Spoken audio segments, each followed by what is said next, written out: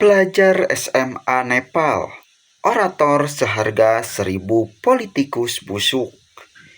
Ini dia guys, orang yang berpidato untuk menyerukan perlawanan kepada pemerintah Nepal yang bertahun-tahun melakukan korupsi.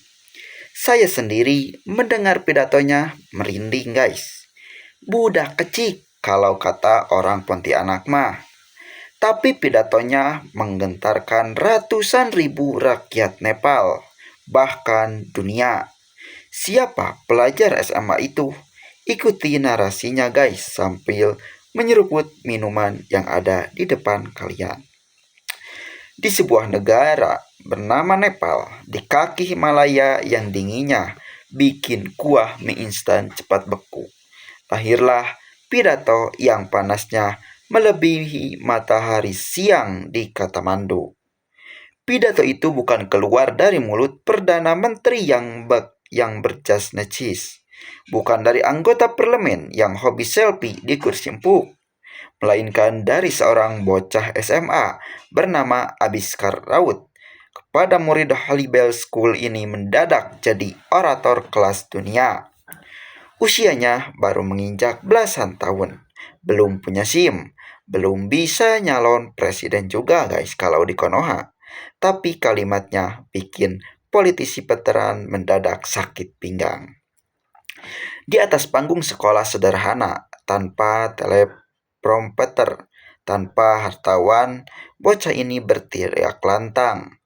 Hari ini saya berdiri dengan mimpi membangun Nepal baru. Api harapan dan gairah menyala dalam diri saya. Suaranya meletup, bikin merinding, seperti petir menyambar gedung parlemen. Bayangkan, bocah SMA ngomong soal api harapan. Sementara politisi tua di kursi dewan sibuk meniup api rokok sambil batuk-batuk karena paru-paru sudah sekarat. Abiskar bicara tentang korupsi, pengangguran, kegagalan sistem. Kata-katanya lebih tajam dari laporan audit.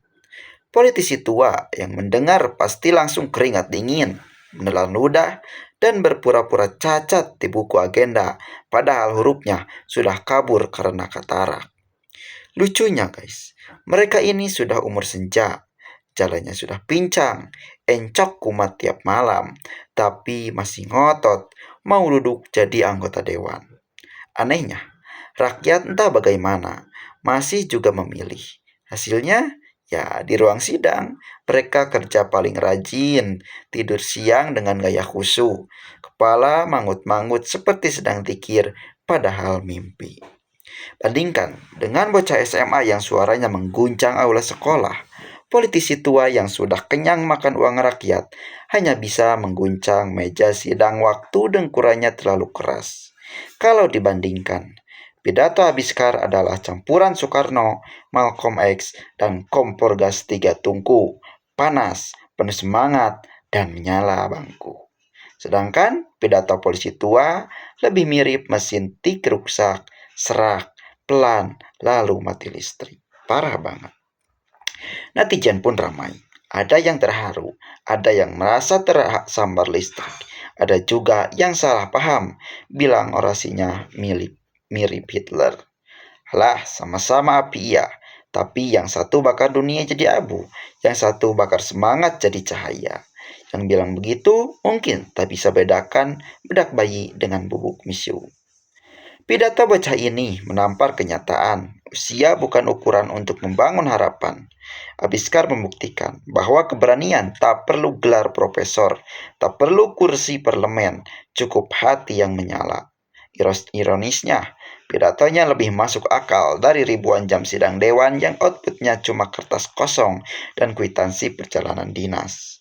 Untuk para polisi tua yang masih hobi batuk-batuk di mikrofon sidang, berhentilah menipu diri. Jangan tunggu encok kalian jadi berita utama, baru sadar kursi dewan itu bukan ranjang pijat.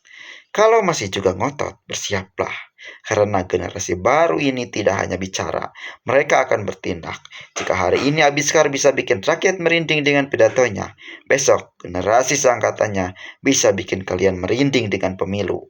Apa itu sudah menyala? Kali ini api harapan tidak bisa dipadamkan dengan dengkuran panjang di ruang sidang.